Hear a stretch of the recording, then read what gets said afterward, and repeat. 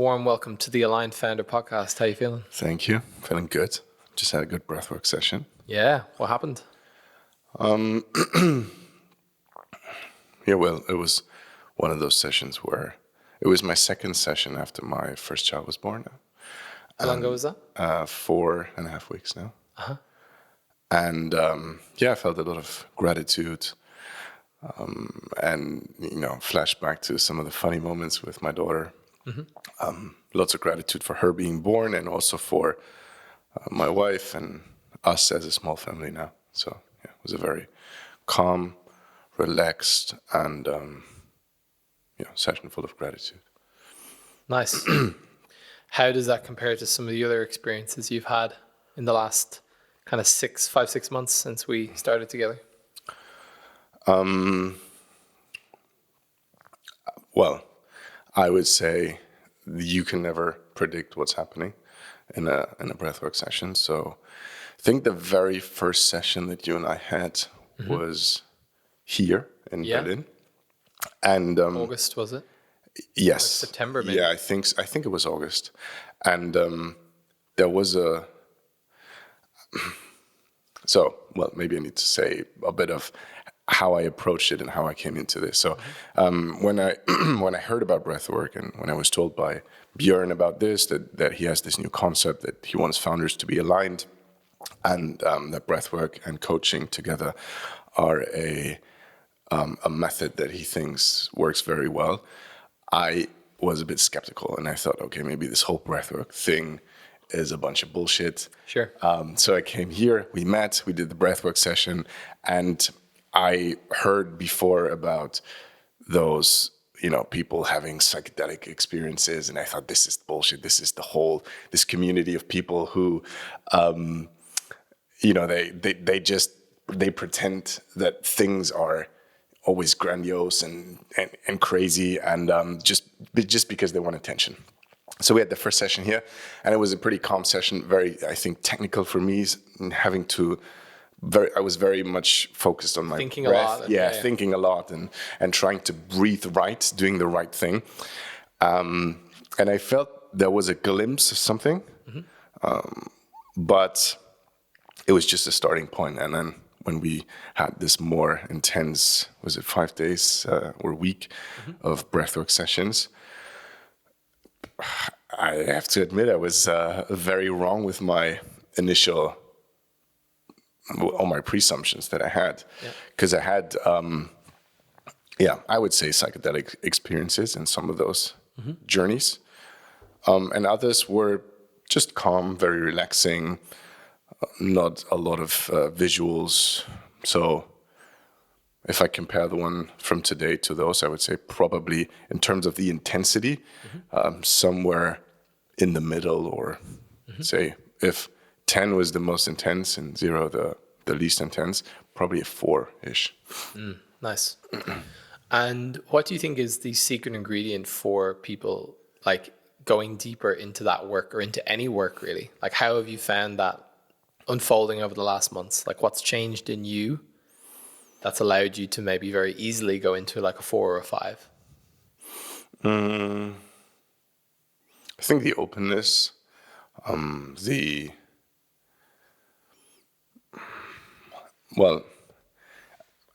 think it all starts with this one initial experience where you experience something that was way beyond my expectation, and just knowing that's there and that's available makes it much easier for me to go there. Yeah. And then it's, I think, a lot of practice too. So just with everything else, the more you do something, the more it becomes second nature, and the easier it is, and the less you need to pay attention to breathing right. Yeah. And all the other things around it. So I like to describe it like driving a car. First time you get in a car, you're thinking about every single thing you do, and just trying not to kill anyone. And try to think, okay, I'll put my hand there and then do that. And then after, a couple of weeks or even months, you're cruising. It's all automatic, and it's like, okay, where do I want to go? I can explore now. I can go to all these cool places.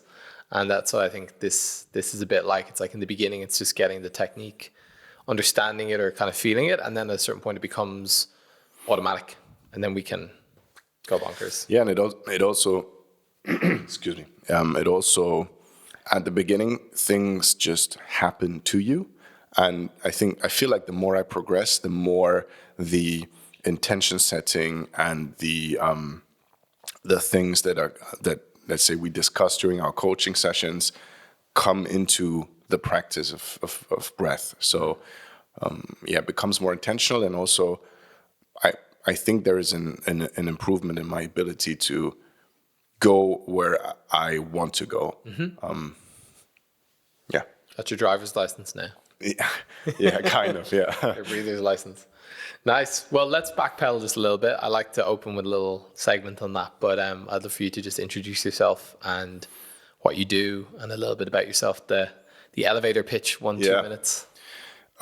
Philipp, born and raised in Germany, 35 years old. Have a small family now, as I just said. My first daughter was born on the 21st of January. And so a pretty normal life upbringing. Went to school here in Hamburg, Germany, not here, in Hamburg, Germany, where I'm from, and then decided to study industrial engineering. Worked for Airbus for more than 10 years, and then during COVID I left Airbus, and I had a list of things that I wanted to do in my life, things that I wanted to try, and one of them was found a startup. So I went and worked for about 6 months for a friend and his startup, and with no pay, so completely free of charge, and then started my own company with a couple of friends in October 21, 21. Yeah, something like that. I'm not that good with dates, but and since then we pivoted a couple of times, went through a very steep learning curve in all, let's say, walks of entrepreneur life. Learned a lot about how to do business, how different startup life is from big enterprise life, and learned a lot about myself in that process. And I'm really enjoying it, and trying to live a good life, trying to have fun. Right now we have a really, really good team, very small team where we move very fast, work very hard, and I think enjoying the process. We're fully remote, so everyone works from either home or like a WeWork. I guess that's a bit of the elevator pitch about me. I mean, we can go more into details about what the company does, etc. But what's the name of the company, and what's the current iteration of the project? So the company is called Unbound, and right now we are excuse me, we've recently launched an app called RetroLens, where you can upload an image of yourself and travel through time with AI, and experience yourself as a Roman emperor or a Viking, or they're all different kinds of themes that people can... So I can embody the things I knew I was really born to be. Exactly. Go back to your ancestors, maybe, or the ones that you wish were your ancestors. Not the boring Irish farmers. Yeah. Nice. That's great. And just to go a few chapters back in time, you mentioned you worked for Airbus for a number of years. What was your position there, and then what inspired the pivot or the move into becoming an entrepreneur? I held multiple positions there, so was always very customer focused. At the end of my Airbus career, I was in contracts negotiation, sales contracts, sales contracts management, and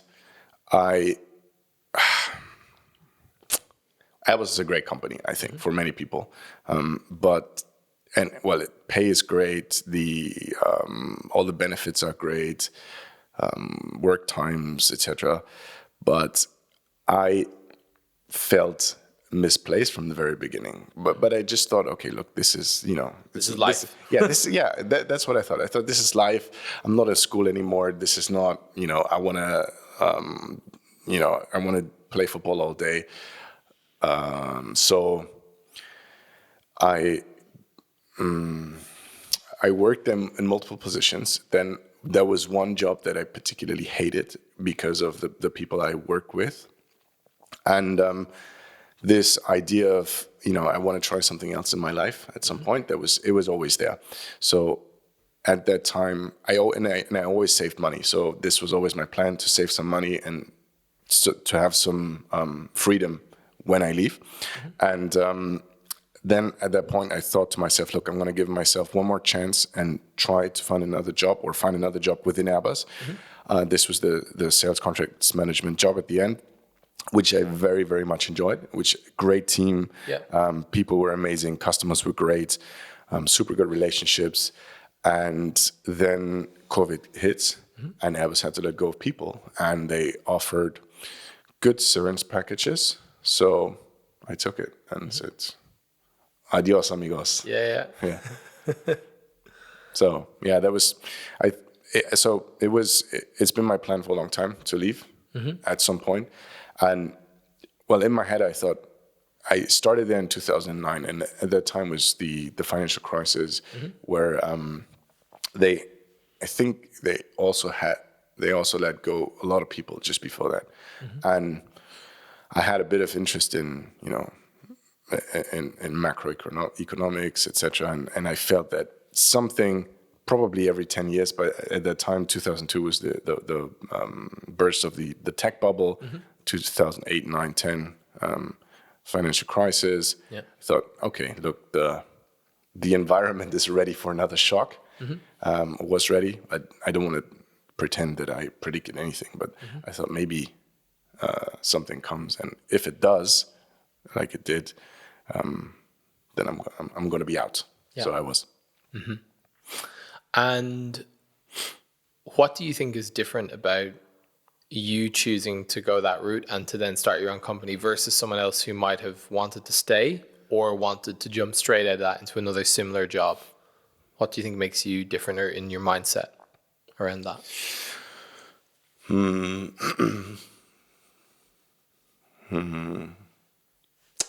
I think I'm just not great for that kind of job, because I don't like politics.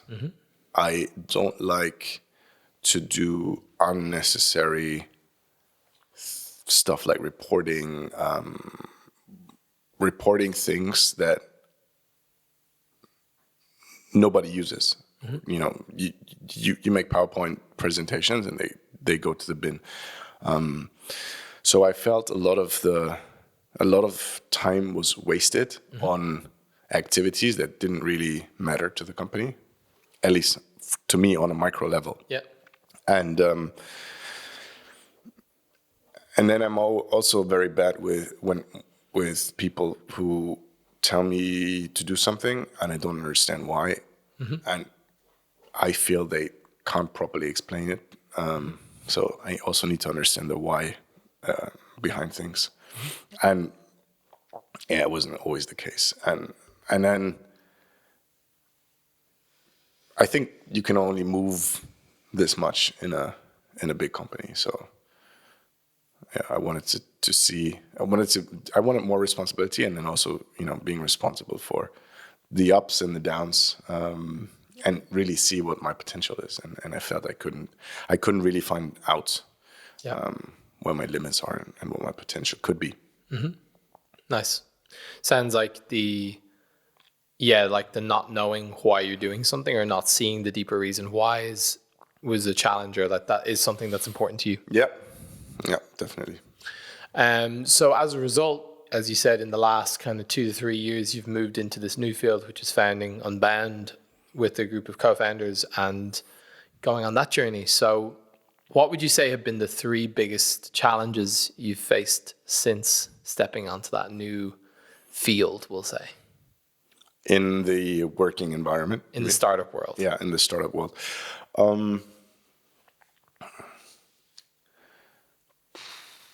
There were many. I think, so okay, let me start with getting used to the pace and setting the pace at the same time, right? So I'm fortunate enough that I started the company with a couple of people who had some experience, and one of them, Genna, that you, I think, also had on the podcast, Yes, is very, very experienced. So this was very helpful for me, and he is a co-founder, but also to some extent a mentor for me. So that was very helpful. But to really, I knew that startups work differently and that the pace is completely different. But then to having to be the person who drives that thing was definitely a challenge.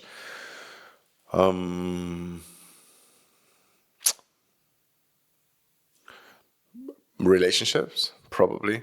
So co-founder relationship, the 3 of us didn't always go very well, and how to deal with that how to deal with it and how we should have dealt with it. Yep. That was a big learning too. So because at the end of the day, we separated. So it's just now Genna and me left, and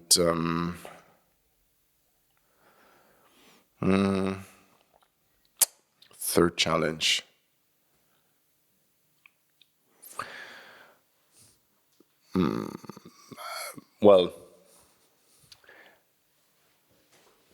Shaking the rust off a bit, I think. The corporate, although I would probably in the corporate world, I was never very corporate, but 10, 11 years brush off on you. So sure.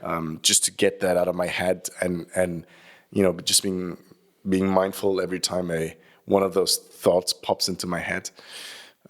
Shaking that off a bit was a challenge too. And now not anymore, but probably half a year ago or 9 months ago, I still caught myself thinking those thoughts from time to time. What kind of thoughts are they?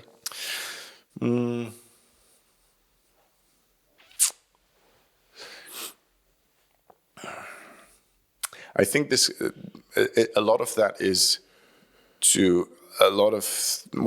is like vanity things. Yeah.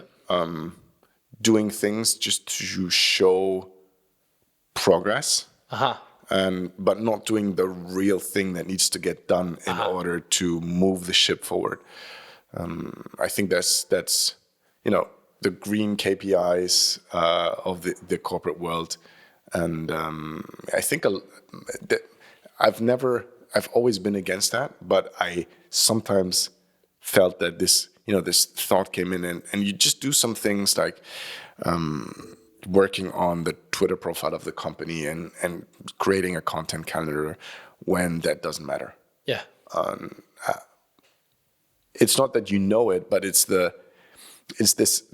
thought, the thinking of, hey, what can we do versus what do we have to do? What needs to get done in order to arrive at this specific point where we want to go. And it's a lot of focus and saying no to a lot of things that don't take you there. And that's still hard it's very hard for me as a person to say no to somebody. Something is easier, but to somebody is still quite the challenge. And that's one of the things that I'm getting better at through breathwork and coaching. Sure. We'll come back to that in a minute. I think that's really interesting because most of the people I've been interviewing and also working with typically have gone straight out of like whatever business school or whatever into starting companies, founding companies from a place of like, I never want to work for a boss. I want to always have freedom, They literally working for someone wasn't on the menu. So what would you say for someone? And actually interesting you mentioned Genna, because in that interview with him, he also mentioned that when he was screening and hiring for his company Invincible Brands, one of the key indicators, which he never actually spoke to, was how long had someone been in a corporate position before that. And if they'd been in it for too long, it almost wasn't worth hiring them. Because it was almost took too much resources to untrain them, you know, unlearn what they kind of picked up. So what would you say for someone who's maybe in a corporate job and wants to start their own company? What have been three of your kind of key, like, or what would be three pieces of advice you'd give that are kind of quick wins, or ways that if you could go back and educate yourself 3 years ago, three things that you would get you better into the mindset that you need for running that company today? So these are very specific to myself and to my situation. Now, I'm 35 years old, and I think I'm fucking old. So one is, it's never too late, and life is fucking long. So I think when I was 20 or maybe like 16, 18, I thought 30 years old is very fucking old. You're like a walking stick at that point. Yeah. So at the age of at that time, I thought at the age of 26, 27, I have two kids, and, you know, you're settled and all of this. And now at 35, I'm thinking, wow, in my head, I'm still sometimes 13. But definitely I don't feel like 35 or the way I imagined 35 to be at that time. So it's never too late. And I would say, just if that's a dream, then I think in a lot of like corporate jobs, you can just start something on the side, and maybe even during your regular work time. I don't know. I'm not suggesting not financial advice. Exactly, but I think if you try it out, and I think there are very, very, very good books and frameworks out there. The Lean Startup, for example, is very good. The Lean Startup by Eric Ries, which is, I think, the Bible of. If you read that book, and then just try things out, then I think that's a good start to. So just if I'm going to try and insert my own one from what you just said, it's like this idea of like moving away from just doing things for the sake of them, because the system or the corporate structure has rewarded people for looking like they're busy, towards actually really thinking about the problem and fucking picking one thing and doing it. And then also that sometimes feels to really think about things first, and take the time, take an hour or two sometimes, instead of just trying to have a very long list of tasks and then feeling good at the end of the day because you checked off 10 of those to-dos. But if that one to-do that would actually take you towards your goal, that would actually probably negate all the other to-dos. Exactly. It doesn't get done. Then it's, the day's a failure. So it's another book, The One Thing. You know, what's the one thing? I guess. The list I haven't grows. read that one, yeah. Yeah, it's good. It's really good. Cool. Sounds good. So we've had the pleasure of, you know, like diving into a lot of these topics, and without it being a direct thing, but kind of unlearning some of those old behaviors. So outside of the corporate world, you know, also your upbringing and stuff, like, as most, I'm sure you've had a pretty good upbringing, you know, no significant car crashes or traumas, but nope.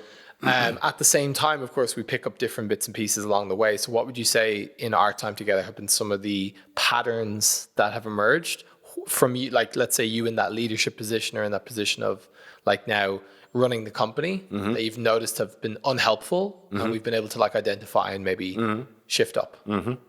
One was, so when I was a kid, or all the way up to maybe 18, 20 years, I always thought, well, I can do anything. I can take on anyone. I can learn anything. So, and then for some reason, I kind of fell more into that fixed mindset of, well, I've now picked this career, and, you know, I felt way less flexible. So one, I think, big benefit of the work that we've done for me was to rekindle with that energy of, I can do fucking anything. I can learn anything if I put my mind to it, and if I work hard. well, the sky's the limit, kind of, and that feeling that again, and not just knowing or telling yourself, but really feeling that. And that's a kind of scary thing, because in order to get to that place, we need to also in some way recognize that the stuff that we haven't done is also on us. We can't just be the victim and say, oh, well, I didn't do go down that road, so that's why I'm not XYZ. Yeah. I'm not XYZ because I haven't done the work to become XYZ. Yeah. Exactly. But then that's empowering, because you can then do the work. Yeah, yeah. And the interesting thing about it is I always thought, well, fixed mindset, that's so stupid. And, you know, and I want my kids, when I have kids, I want them to, you know, really feel empowered and think they can take on the world and they can learn anything. And then I realized that in certain areas of my life, I was very, very fixed. Yes. So yeah, that was one thing. A biggie.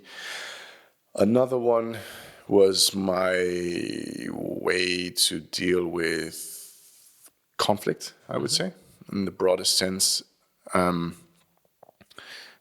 into that, let's say, bucket, I would throw the ability to say no, the ability to stand up for myself, the to have hard conversations and have them from a place of strength and empathy instead of pity and shame, maybe.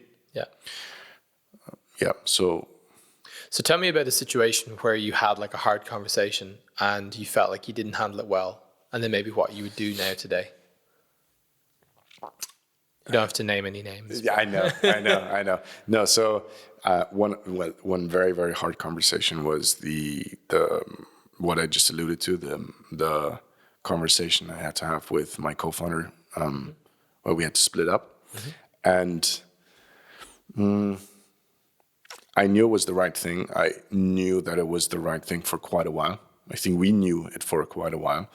So it wasn't just me thinking, well, we need to split up. It was, I think, all of us in the founder team and also some of the investors. And I think we should have had that conversation much earlier.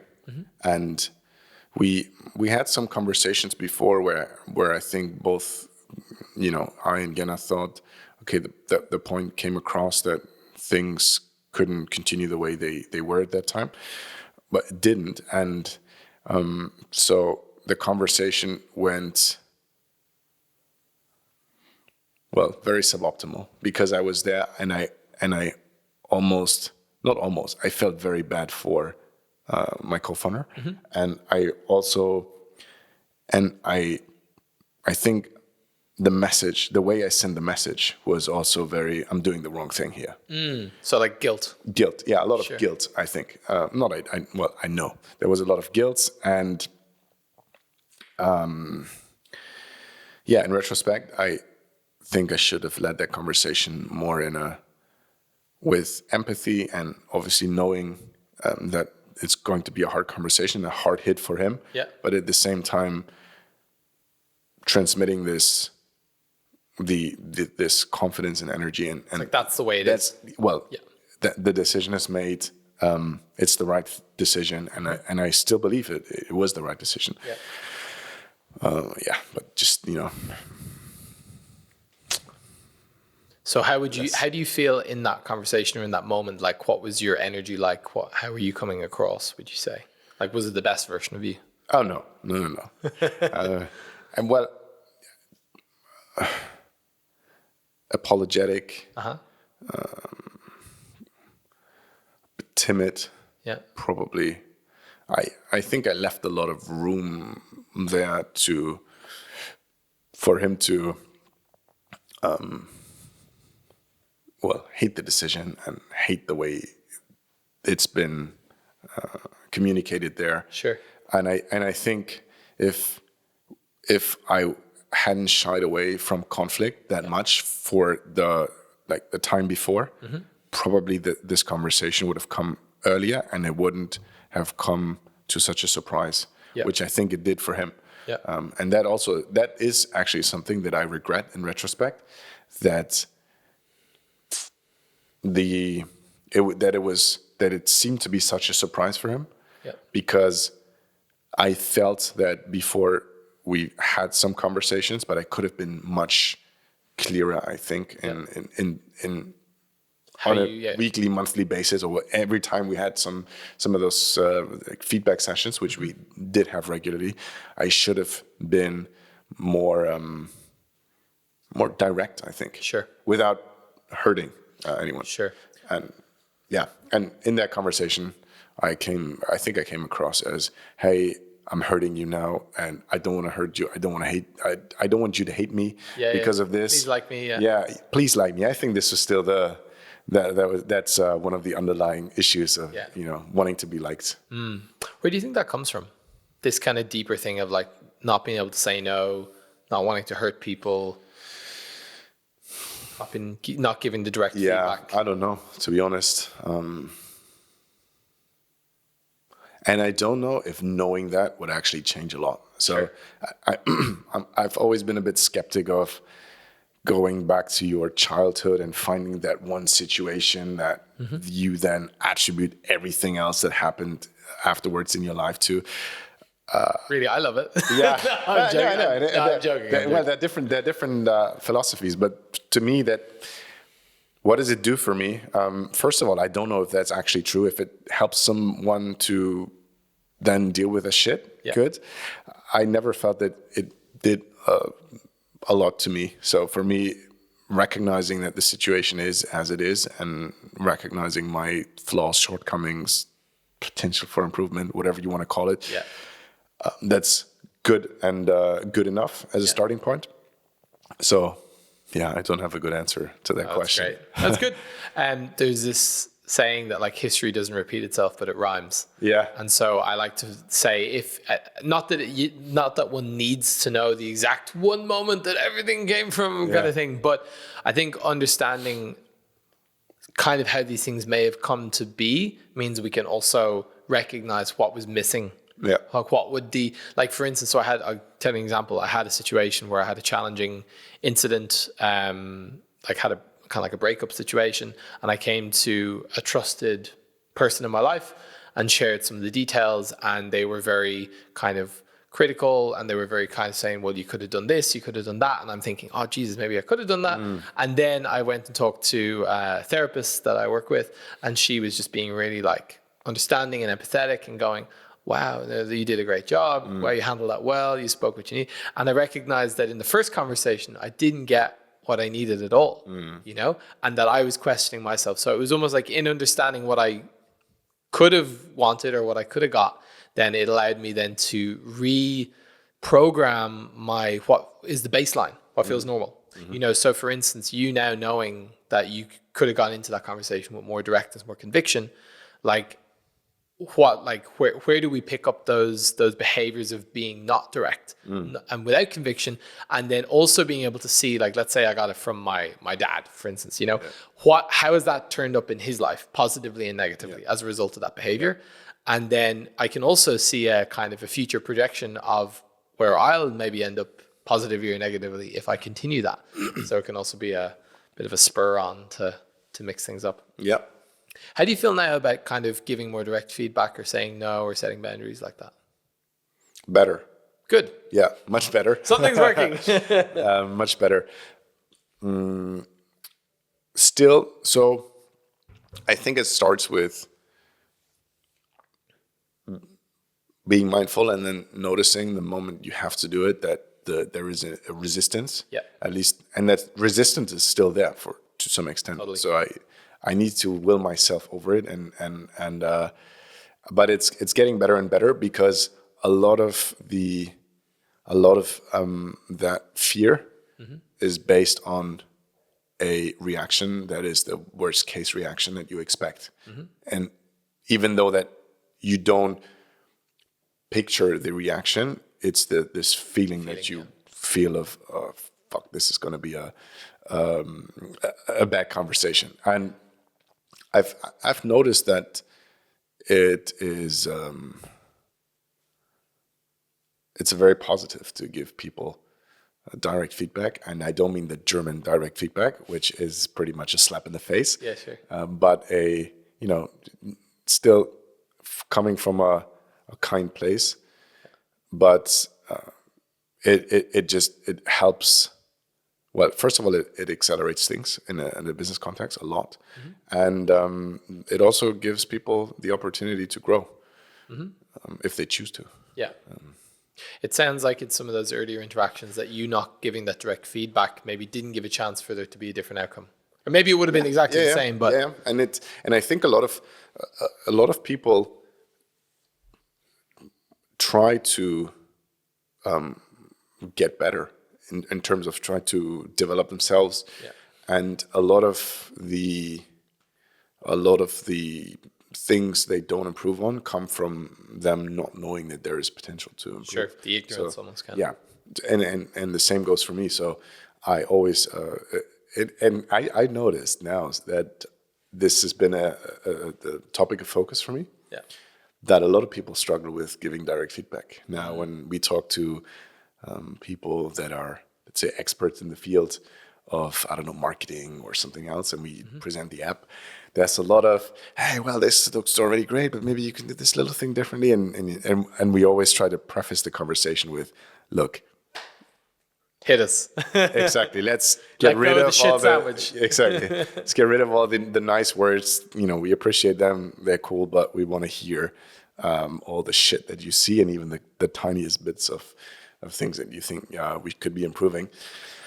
And that helps a lot. So nice. What's one more thing that's kind of you notice was a real challenge in that shift that we've been able to dive into a bit more?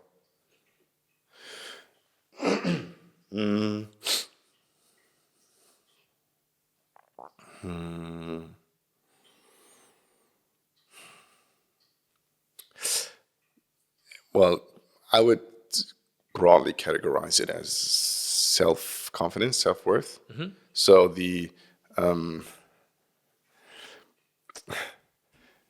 there's a lot of. So when I was in school, I was pretty good at, my grades were pretty decent, and I always thought, okay, well, that's the proof that I can actually learn everything. So I realized that the external validation that I got through grades and just things, and it felt pretty easy in school. So, and then as I progressed,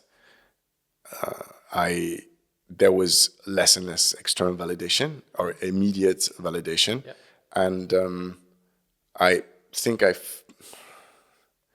that there was that resulted in this feeling to go away a bit. So it's quite a bit of self-doubt. And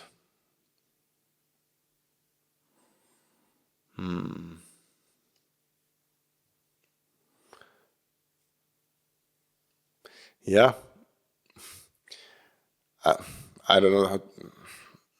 Maybe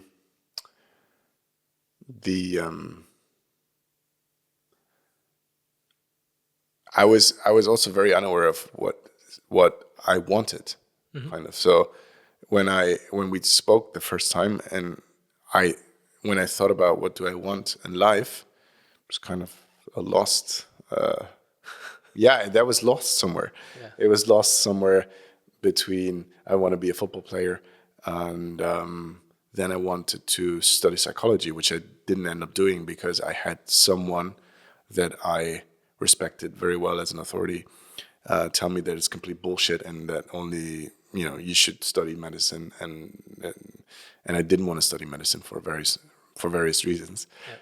So I kind of went with the flow, and it was my flow. So. So it sounds like on this path, then there's been more regaining of like, what do I want? Yeah, what do I want? Yeah, what do I want out of life, and then also take it. and not feel ashamed or I don't know. This to take something, to learn that to take something, the things that you deserve, like, to be deserving of all the good things. That's something I had to reprogram into my brain, and I'm still doing that. What was the feeling of that before? I think on one of you mentioned this. Was it the you mentioned this to me before, the exchange bureau? Yes. Of you give, so the do you want to explain it, because you'd probably explain sure it, yeah and then I can piggyback on that. Sure, yeah. So like this idea of being in the airport in, I don't know, Germany, flying to the United States, having 1,000 euros in your pocket, going to the exchange bureau, giving 1,000 euros, expecting to receive $1,000 back in cash, and receiving back 500, and that most people that would feel kind of weird, but many kind of pleasing kind of sorts of people would be happy to even get 500 because, well, could be worse, could have only got 200 or nothing. Yeah. So, wow, how lucky I am to even get 500. Yeah. And that they've never even had someone, like, even if someone was to meet them fully and to give them back 1,000, it would feel strange. Like they're trying to take advantage of them, and they'd push them away. Yeah. So yeah, me thinking that I always need to give more than I get. And and then the ability to put up with a lot of shit. And I think I don't know. I don't want to say I prided myself with being able to take a lot of shit, but I definitely took a lot of shit and emotional baggage from other people. Yeah. And just thought I need to endure it. And there can almost be like in that, we talk about the exchange bureau, there can be an element of, because I can take it, it means like that's part of my worth. Yeah. Like part of the value I offer to people is my ability to cop a lot of bullshit, basically. Yeah. Instead of just from the beginning being like, nah. Exactly. Yeah. And that led to tie this back to this uncomfortable conversation that I had with my co-founder. I think that led to the uncomfortable conversation. Yeah. Because you can argue whether it was tolerating. I tolerated behavior that I thought wasn't helpful for the company. Yeah. And also in our relationship. And I just swallowed it. Yeah. And I should have done that. And I think that would have been much better for our relationship. And it would have also been much better for the company at the time. Yeah. And ultimately, you're giving someone the opportunity to then grow once again. Exactly. Instead of you copping the weight and then they're oblivious. Yeah. It's kind of like this thing of like someone being angry, like, let's say you're living together with your partner and then she always or he always, doesn't do the dishes. Yeah. And then you never say anything. Yeah. But you're consistently just fucking fuming inside. How could they not do it? How disrespectful. If they loved me, they would do it. Yeah. And you just never say anything. Yeah. So whereas you could just go, hey, dishes. And then it's over, Yeah. So it's this thing of like feeling like we need to swallow it. Not very helpful. Yeah, when you do that for too long, that is the status quo in the relationship. So it's very hard to get back from that. Sure. Seen some friends in their relationships where they've tolerated some bullshit from their girlfriends, and then you are that person who will always tolerate that shit. So there was one of my friends I think he couldn't fry onions and he couldn't listen to music, and then it was more and more and more restrictive. And how do you break out of that? You need to almost split up, or swing the pendulum. Yeah, or swing the pendulum, but then just turn on the rock music and fry 3 onions. Yeah. And so this shit compounds over time. Whereas if you draw the line in the sand very early, it's much easier to have that conversation. The conversation then. And the thing is, without knowing that situation, or like it's just a random example, but I would imagine that person didn't grow up like always having exactly what they wanted, and then it was just in that relationship it started. I'd imagine that they were attracted to each other because they were the dynamics that feel normal to them. That's how history repeats itself, Yeah. And I was in some of those relationships too in the past. Me too. Yeah. I was, that was kind of crazy when I met my wife. And so my previous couple of girlfriends were a bit like that, or the relationships were a bit more like codependency. Sure. And so when I met my wife, I thought, well, this doesn't feel as, do I love her? Because it doesn't feel as intense as exciting, as exciting or intense as before. And then I realized that I didn't know what love was until I realized that this was love, and what I thought was love was just a trauma bond, basically. Yeah. Totally. That like being addicted to the like basically bonding chemicals of like the push pull, like highs and crashes for sure. And if that's all, like if that's the environment that we've grown up in, that's what we know, then of course that feels normal. It's why like in an extreme case, and like this is, you know, a lot of sympathy for anyone who is a victim of, you know, growing up in a domestic violent household, but why people who grow up in domestically violent households typically tend to then attract partners who do the same, because it's like a repetition compulsion, like repeating what feels familiar, because it's actually like it's like the hell that I know is better than the hell that I don't know. Which could also be the heaven that I don't know. But at least I can, there's some violence, and then it's okay, and then it's fine, you know, then at least that's familiar or compared to the unknown, which is like, I don't know, like I could die, you know? Yeah. And that's where we all ultimately are going to end up. Right, so I feel like this is also a very empowering thought of one day I'm going to be dead, and everything I've done here, like, it won't matter. So enjoy the ride. Yeah. Tell me about your relationship to David Goggins and the David Goggins mindset. So I think this has been a fun journey as well. Yeah. So I think I suffer a lot from being a perfectionist, or used to suffer a lot from trying to do everything with perfection. And that very often led to inaction many times. So as I mentioned before, I always had that thought of, one day I want to start my own company. And I was always searching for the perfect idea.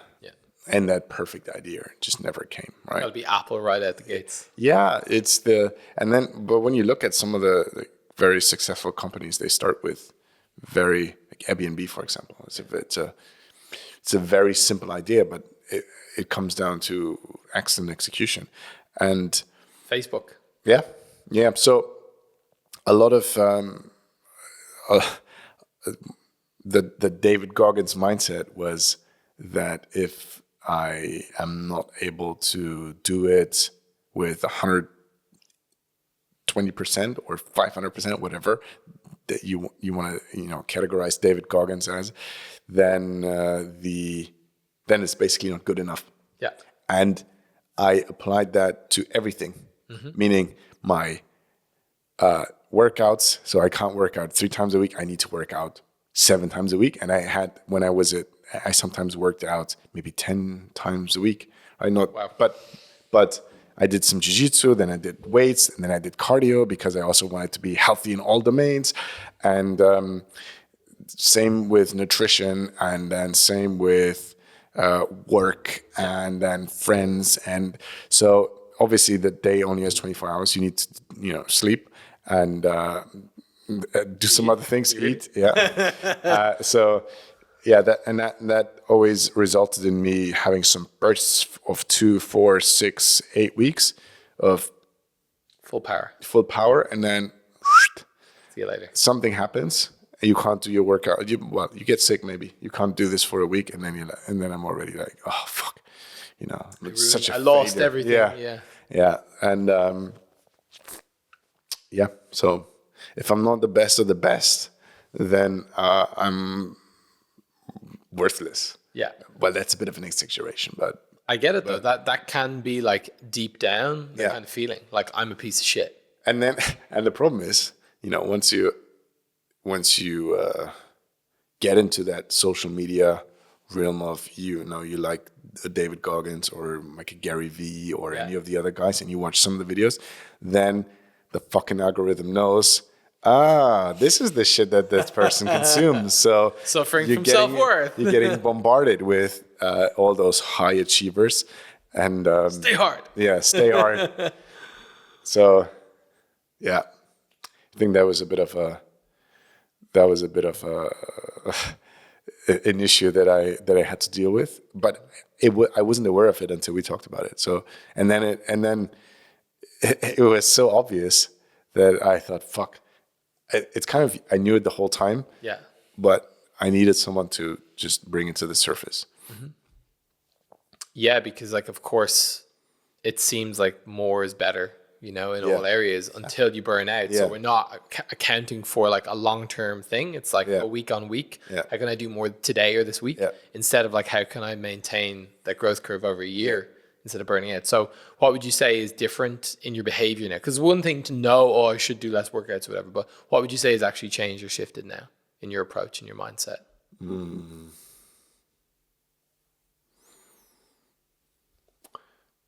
I've set clear priorities for in my life, pretty much. So what's important and how much time I want to spend on certain things, and then there's this uncomfortable reality that means you need to tell yourself, well, 3 workouts a week is good, good enough, and so I think that just helped me a lot. And then every time this thought creeps into my head of, you also want to be like super fit next summer, and you want to do this, and well, eating,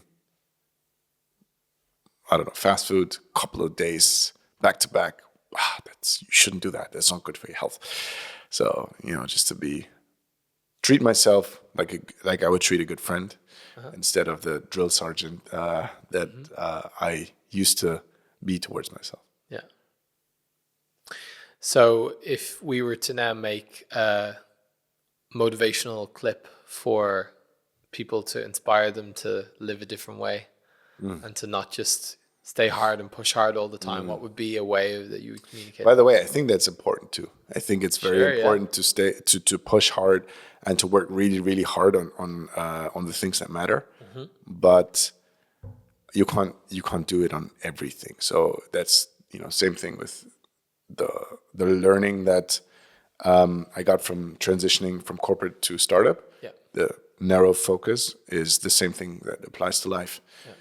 Saying no to a lot of things means that you can say yes to a few things that are important.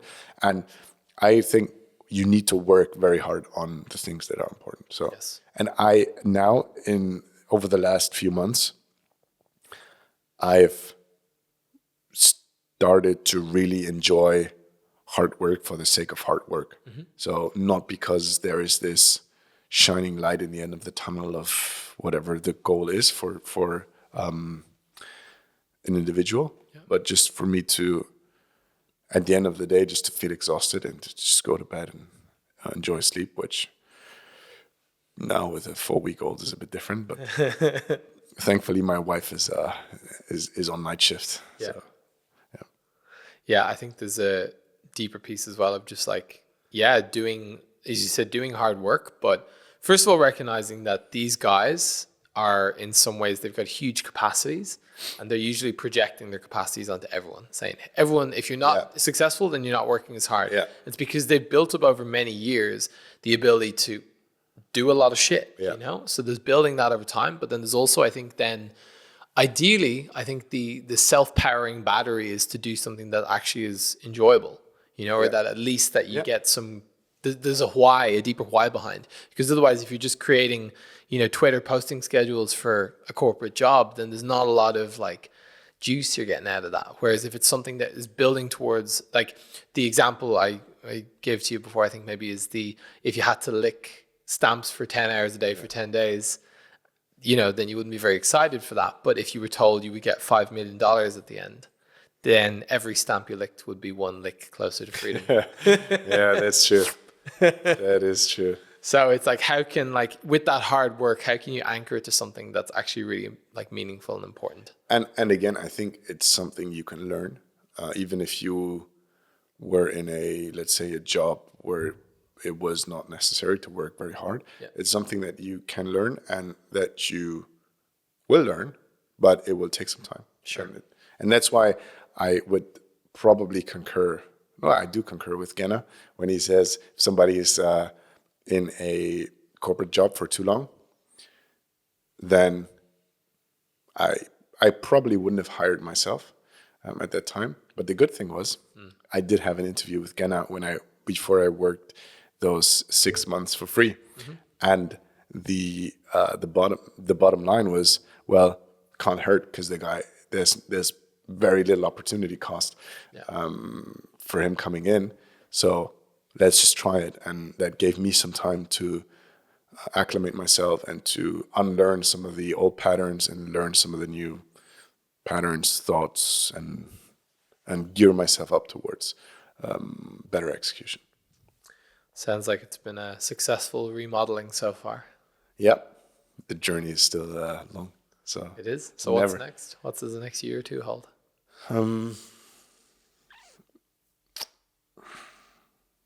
Well, I hope we're gonna get this the company profitable. So that's the big goal. And then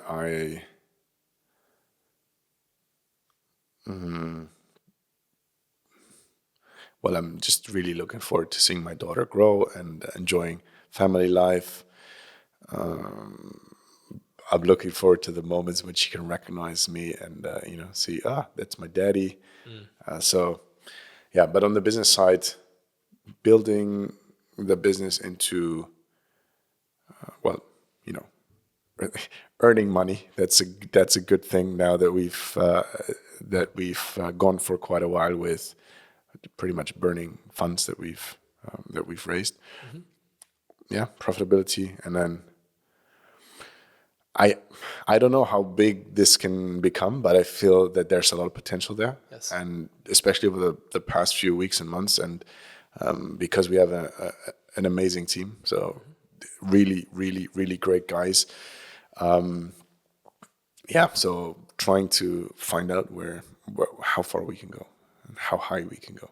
Exciting. Yeah.